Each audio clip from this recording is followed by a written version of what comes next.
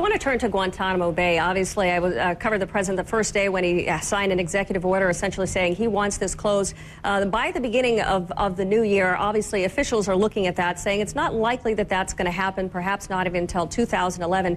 This was from the New York Times today. Officials now believe they're unlikely to close the prison at Guantanamo Bay, Cuba, and transfer its population of terrorism suspects until 2011 at the earliest, a far slower timeline for achieving one of President Obama's signature national security policies than they had previously hinted.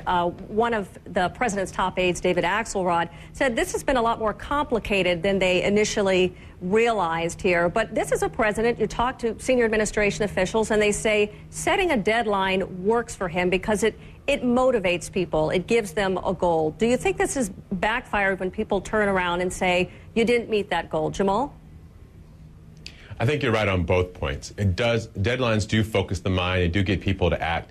They do get people to start moving in a direction and try to move faster. But they also, when you miss the deadline, nobody's happy about missing a deadline. Not the people who promised a deadline, nor the people who are expecting it to get done. But all the people who are talking about this closing Gitmo and the problems with moving people to the United States, you know, I find it to be really interesting that some of the members of Congress who won't appropriate the extra $200 million it'll take to get this done complain about security. We've got 31 nuclear facilities in the United States, a bunch of ports, malls, various other things, and they're concerned about terrorists hitting a maximum security prison in Illinois. I think we've got to stay focused on the big issue, which is our American values, getting this prison closed and and being able to remove Gitmo as a stain on our national culture. I have to leave it there. Ed Rollins, Jamal Simmons, thank you so much for joining us in the Situation Room.